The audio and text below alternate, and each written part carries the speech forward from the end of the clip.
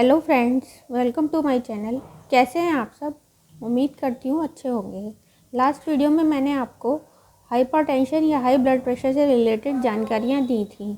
उसी सीक्वेंस में आज मैं ये दूसरा वीडियो हाइपोटेंशन या लो ब्लड प्रेशर से रिलेटेड जानकारियाँ देने के लिए बना रही हूँ।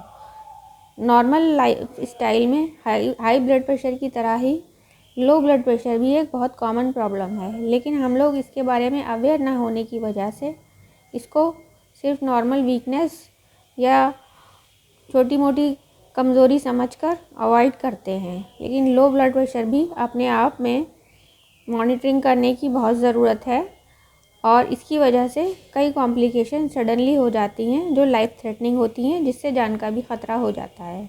लो ब्लड प्रेशर क्या होता है? ये जस्ट हाई ब्लड प्रेशर का अपोजिट है। जैसे आपको मैंने बताया था कि ब्लड की आर्टरीज़ में ब्लड का फ्लो हाई होने की वजह से उसका जो प्रेशर, जो फोर्स आर्टरीज़ की वॉल पे लगता है वो ज़्यादा हो जाने से उसको हाई ब्लड प्रेशर बोलते हैं। इसी तरह ब्लड फ्लो स्लो हो जाने की वजह से जब वॉल पे प्रेशर कम हो जाता है उसको लो ब्लड प्रेशर बोलते हैं, जिसकी वजह से ब्लड फ्लो शरीर में स्लो होता है और ऑर्गन में ब्लड की सप्लाई स्लो हो जाने की वजह से अचानक कुछ कॉम्प्लिकेशन डेवलप होने लगती हैं। ये सडनली कई वजह से हो सकता है। ये डिपेंड करता है डिफरेंट एज ग्रुप पे, डिफरेंट लाइफ स्टाइल पे और डिफरेंट एज मेल और फीमेल में अलग अलग होता है। मैंने आपको पिछले वीडियो में बताया था कि नॉर्मल ब्लड प्रेशर 130/90 तक होता है। नॉर्मल वे में 110/70 बोला जाता था, लेकिन आजकल के लाइफ स्टाइल में 140/90 तक को भी नॉर्मल ही काउंट करते हैं।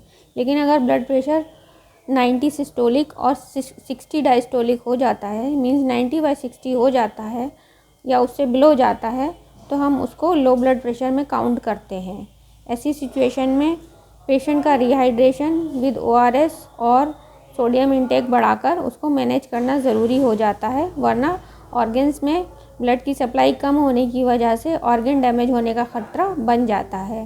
इसलिए टाइमली इसको डिटेक्ट करना, इसकी मॉनिटरिंग करना भी बहुत ज़्यादा ज़रूरी है। लो ब्लड प्रेशर में ब्लड का फ्लो डिफरेंट ऑर्गन में ब्लड सप्लाई कम हो जाने की वजह से अचानक वीकनेस लगने लगती है। मेनली ब्रेन में ब्लड की सप्लाई जब स्लो हो जाती है उसकी वजह से अचानक सिर दर्द, चक्कर आना, कमज़ोरी, ब्लड विज़न और कभी कभी फेंटिंग तक हो जाती है। अचानक पेशेंट चक्कर खा के गिर जाता है और अनकॉन्शियस हो जाता है। इसके कई कारण होते हैं। लो ब्लड प्रेशर हमारी eating habit, age, sex, lifestyle, work position, मतलब हमारी बॉडी का पोस्चर। बहुत से लोग हैं जिनका वर्किंग खड़े खड़े ही होता है, जैसे पुलिसमैन हैं, गार्ड्स हैं, उनको पूरा दिन धूप में, छाँव में, किसी मौसम में सारा दिन 8-8 घंटे सिर्फ खड़े ही रहना पड़ता है। तो बॉडी पोस्चर की वजह से ब्रेन को ब्लड की सप्लाई स्लो हो जाने की वजह से भी ब्लड प्रेशर लो हो जाता है। डिहाइड्रेशन की वजह से, डिहाइड्रेशन वो चाहे फास्टिंग की वजह से हो गया हो या फूड हैबिट्स की वजह से हो गया हो, पानी कम पिया जाता है और काम में लगे रहते हैं तब हो जाता है, या कोई बीमारी हुई है, लूज़ मोशन हुए हैं, कोई इन्फेक्शन हुआ है, फीवर है, ओवर स्वेटिंग हो गई है, पसीना ज़्यादा आया है। गर्मी के सीज़न में ये बहुत आम बात है कि लू लगना, पसीना ज़्यादा आना और पानी कम पीने की वजह से ब्लड प्रेशर लो हो जाता है। आमतौर पर नाइट में भी ब्लड प्रेशर नॉर्मल किसी भी इंडिविजुअल का डे और नाइट डिफरेंट होता है, नाइट में लोअर हो जाता है। स्ट्रेस की वजह से भी ब्लड प्रेशर लो हो जाता है। और हमारी ईटिंग हैबिट्स हैं, कुछ लोग जो लो मिनरल डाइट ले रहे हैं या बहुत एक्सरसाइज कर रहे हैं और उसके एवज में, उसके कंपैरिजन में प्रॉपर मिनरल डाइट नहीं ले रहे हैं, लिक्विड इंटेक कम ले रहे हैं, उनका भी ब्लड प्रेशर कम हो जाता है।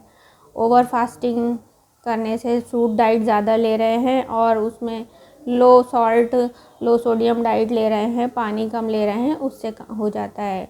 और मेनली एक बहुत बड़ी वजह है मेडिकेशन, जिसमें हाई ब्लड प्रेशर की जो मेडिसिन चलती हैं तो उसमें अक्सर पेशेंट मेडिसिन तो लेते ही हैं, उसके साथ साथ एक्सरसाइज भी करते हैं और अपना डाइट भी मेंटेन करते हैं। डाइट मैनेजमेंट से और सोडियम रिस्ट्रिक्टेड डाइट लेने से, ओवर एक्सरसाइज करने से already naturally blood pressure lower side आ जाता है, नॉर्मल होने लगता है और साथ में ही मेडिकेशन भी चल रहा होता है। तो पर्सन ये नहीं समझ पाता है कि अब डोज कम करनी है, तो सडनली ऐसी सिचुएशन में भी अक्सर ब्लड प्रेशर लो हो जाता है। इस सिचुएशन में हमें डोज कम करने की ज़रूरत पड़ती है। इसलिए जो लोग ब्लड प्रेशर की मेडिसिन लेते हैं उन्हें भी टाइमली अपने फिजिशियन से कंसल्ट करते रहना चाहिए।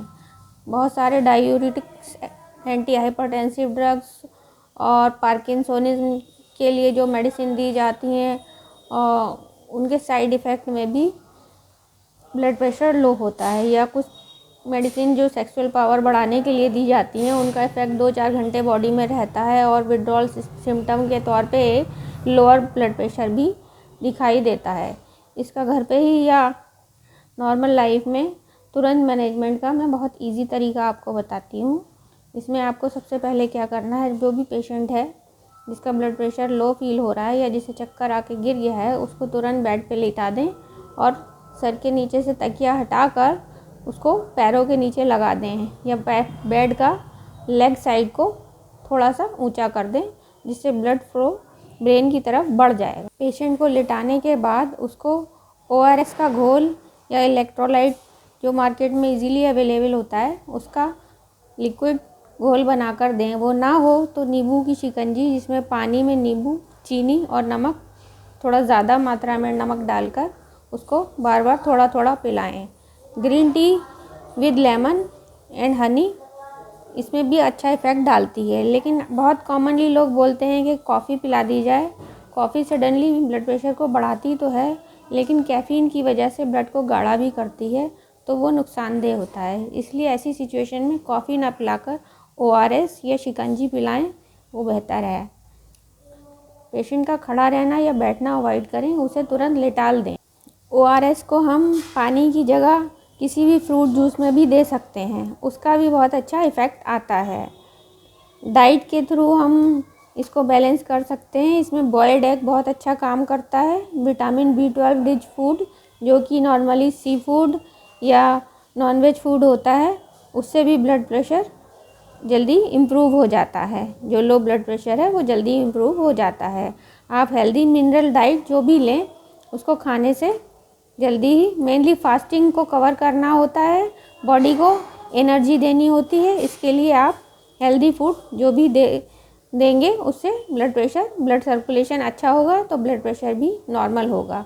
लेकिन अगर किसी पेशेंट में फेंटिंग हो जाने से उसका BP बिलो 70 सिस्टोलिक हो जाता है और तो वो ओरली मेडिसिन से बैलेंस नहीं हो पाता है। ऐसी सिचुएशन में पेशेंट को हॉस्पिटलाइज करना बहुत ज़्यादा ज़रूरी हो जाता है और उसे पेरेंटल रूट से या IV रूट से फ्लूइड चढ़ाना पड़ता है और साथ में कुछ मेडिसिन भी देनी पड़ती हैं। तो हमारा काम है कि हम अगर ऐसी सिचुएशन में कोई भी पेशेंट है तो फर्स्टली उसको लेटाल दें और ORS दें, और अगर हमको लग रहा है मैनेज नहीं हो पा रहा है तो जल्द से जल्द पेशेंट को हॉस्पिटलाइज करा दें।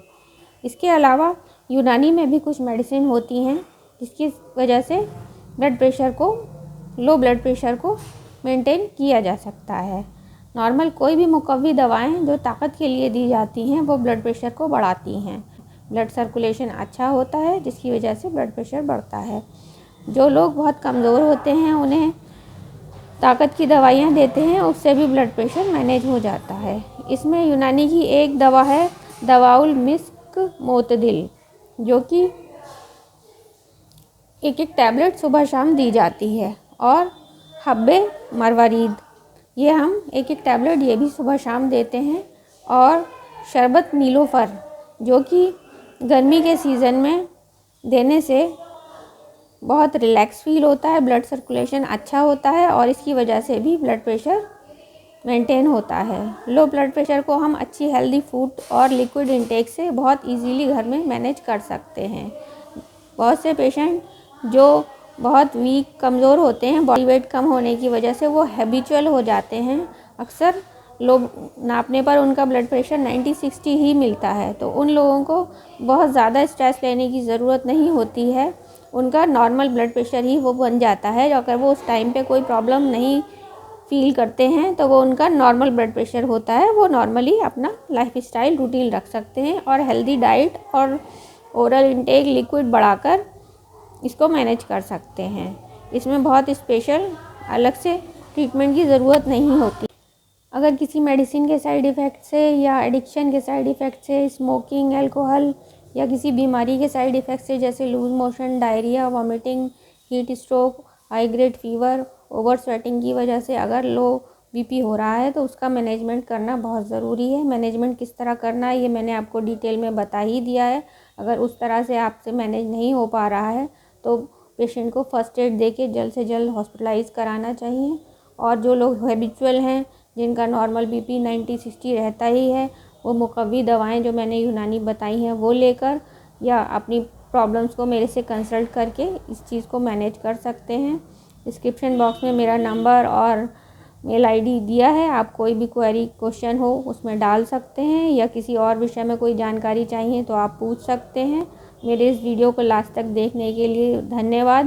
प्लीज़ मेरे इस वीडियो को लाइक और शेयर कीजिए और मेरे चैनल को सब्सक्राइब कीजिए। Thank you, bye bye.